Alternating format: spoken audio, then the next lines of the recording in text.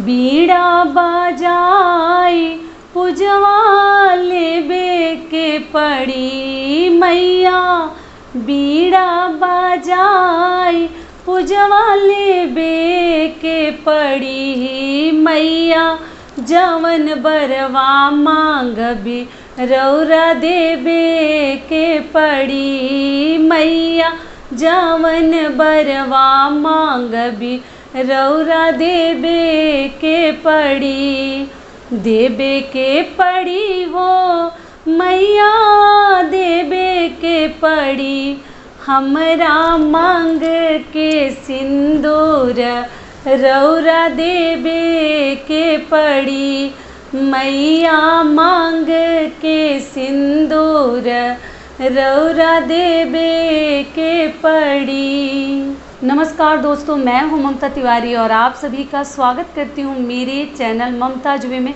कैसे हैं आप सब? तो ये बताने के लिए कमेंट बॉक्स में जय माता दी हमेशा की तरह ज़रूर लिखिए। तो चलिए आज हम इस वीडियो में जानेंगे कि हम अकेले हैं, पूजा कर रहे हैं, तो करवा हम अकेले कैसे फेरें। ठीक है, तो इन सभी महत्वपूर्ण बातों को हम इस वीडियो में जानेंगे, तो आप बने रहिए मेरे साथ मेरे चैनल पर। अगर आपको मेरा वीडियो पसंद आता है तो प्लीज़ आप मेरे चैनल को सब्सक्राइब कर दीजिएगा, बेल आइकन को प्रेस कर दीजिएगा, जिससे मेरे वीडियो के नए नोटिफिकेशन आप लोगों के पास सबसे पहले पहुंचे। तो चलिए शुरू करते हैं कि हम अकेले करवा कैसे फेरें। तो देखिए, सबसे पहले बता दूं कि करवा चौथ जो है 24 अक्टूबर को है। दिन पड़ा है उस दिन रविवार, जो कि हर हस्बैंड लोग की छुट्टी है। और ये व्रत जो है हम अपने हस्बैंड के दीर्घायु के लिए रखते हैं, और हस्बैंड लोग भी आजकल पत्नियों के लिए रखते हैं। तो आप चाहें तो एक दूसरे के लिए व्रत रख सकते हैं। थोड़ा सा हस्बैंड लोगों से मैं निवेदन करती हूँ कि पत्नियों का ध्यान रखें, क्योंकि वो व्रत की रहती हैं, तो जहाँ हेल्प करने वाली चीज़ें हैं हेल्प कर सकते हैं। बच्चों का ध्यान रखें।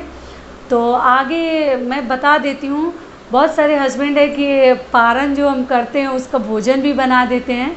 तो आप चाहे तो बना सकते हैं शौक़ से अपनी वाइफ के लिए, क्योंकि वाइफ जो है इतने कठिन कठिन व्रत अपने पतियों के लिए रखती हैं।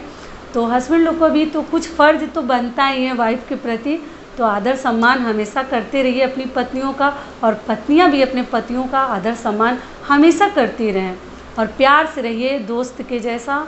और मतलब दो जिस्म एक जान बनकर हमेशा आपको रहनी चाहिए। ठीक है, तो चलिए जान लेते हैं कि अकेले हम करवा कैसे फेरें।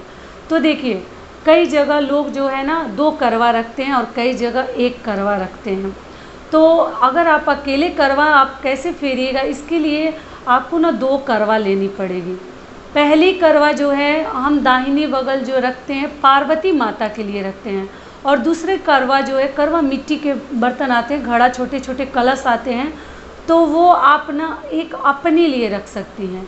और उसमें कूसा को, जो कूस आता है ना, उस कूस को हम लगा देते हैं, क्योंकि उसमें एक निकला रहता है डंडा सा उस करवा में, उसमें हम डाल देते हैं। अगर वैसा नहीं आता है, घड़ा सा ही आ रहा है, तो उसमें भी हम डाल देते हैं। दक्षिणा वगैरह देकर करवा को भरा जाता है, अनाज से, शक्कर से, ड्राई फ्रूट्स से, मिठाई से, चिवड़ा से, किसी भी चीज़ से आप करवा को भर सकती हैं, जो कि मैं बता चुकी हूँ, फिर भी बता दे रही हूँ।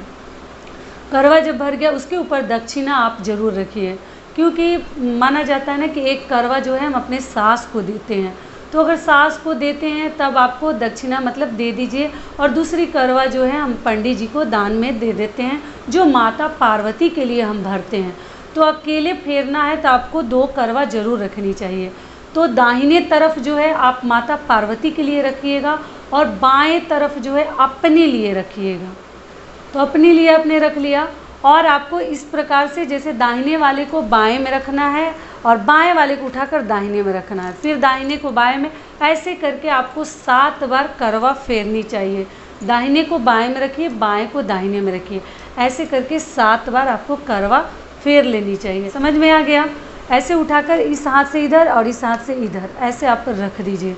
करवा आपने फेर लिया, और करवा फेरने के बाद जो दाहिना बगल करवा है ना माता पार्वती वाला, वो करवा जो है हम अपने लिए रखते हैं। ठीक है, आप चाहें तो उसको सास को, जेठानी को, बड़ी ननद को आप दे सकती हैं वो करवा। और जो बाएं बगल है आपका वाला करवा, वो पंडित जी को आपको दान कर देनी चाहिए। आप चाहें तो पंडित जी को दान दे सकते हैं। अगर मान लीजिए पंडित जी आपको नहीं मिलते हैं तो किसी भी कन्या को या ननद बेटी को अपने दान दे सकते हैं। तो इस प्रकार से आपको करनी है। और हर राज्य में देखिए अलग अलग चीज़ें बनते हैं, पुआ बनते हैं, मालपुआ, गुलगुले बनते हैं और भी मीठे पकवान बनाए जाते हैं, क्योंकि करवा चौथ का व्रत आपको मालूम है ना, सुहाग के लंबी उम्र के लिए हम रखते हैं। और उसके बाद से आपको क्या करनी है कि सास को बायना अगर जो आप निकाल रहे हैं, साड़ी वगैरह उसमें ज़रूर दीजिए, दक्षिणा दीजिए, श्रृंगार की सभी चीज़ें आपको ज़रूर देनी चाहिए। अगर आपकी सास को आप चाहें तो दे सकते हैं। आप लोग पूछते हैं कि दीदी हमारी सास मतलब उस प्रकार से नहीं है तो उनको सुहाग की चीज़ें हम कैसे दें, तो आप दे सकते हैं। सास जो है जिसको मन करेगा वो अपनी बेटी को या जिनका मतलब जिसको वो चाहती हैं किसी भी कन्या को सास अपना दे सकती हैं, आपको देनी चाहिए। ऐसा नहीं है कि हमारी सास को हम कैसे दें, मतलब इस हालत में वो मतलब सुहागिन औरत को दिया जाता है, आप लोग के सवाल भी थे, ऐसी कोई बात नहीं है। अपने बड़ों को दिया जाता है, सास को आप ज़रूर दीजिए। सास को जो मन होगा वो इस्तेमाल करेंगी, जो नहीं मन होगा वो दूसरे को देंगी। उनकी इस्तेमाल करने वाली ही चीज़ें दीजिए जो कि वो यूज करें, क्रीम पाउडर वगैरह। साड़ी ज़रूर देनी चाहिए आपको। अगर चाहे तो गहना भी आप दे सकती हैं, आपकी श्रद्धा के ऊपर, कोई ज़बरदस्ती नहीं है। जो आपके पास भगवान का दिया हुआ है हर चीज़ आपको देनी चाहिए। अगर मान लीजिए सास भी नहीं है, कोई बड़ा भी नहीं है, तो बायना को भी आप चाहें तो ब्राह्मण को या किसी कन्या के शादी में दान कर सकते हैं। तो इस प्रकार से भी बायना को भी आप दे सकते हैं, ठीक है। दक्षिणा ज़रूर दीजिएगा। उसमें मिठाई वगैरह भी दिया जाता है, कुछ भी मीठा मतलब रख दीजिए। जैसे पेठा आता है, सफ़ेद मिठाई वगैरह आप शिव जी को भी चढ़ाइए, या उस बायना वाले थाली में भी थोड़ा सा मिठाई वगैरह भी दिया जाता है। मेकअप के मतलब 16 श्रृंगार की सामग्री के साथ कुछ मीठा भी आपको ज़रूर रखनी चाहिए। वो नहीं है तो कुछ ड्राई फ्रूट्स वगैरह भी रख कर ही बायना आपको देनी चाहिए, ठीक है। तो इस प्रकार से आप अपना करवा फेरिए और बायना दीजिए। तो आशा करती हूँ कि अभी सभी बातें आपको मेरी समझ में आ गई होगी। तो यहीं तक का था हमारा वीडियो। फिर मिलती हूँ एक नए वीडियो में। तब तक के लिए नमस्कार। स्वस्थ रहिए, सुरक्षित रहिए और प्रेम से बोलिए जय माता दी।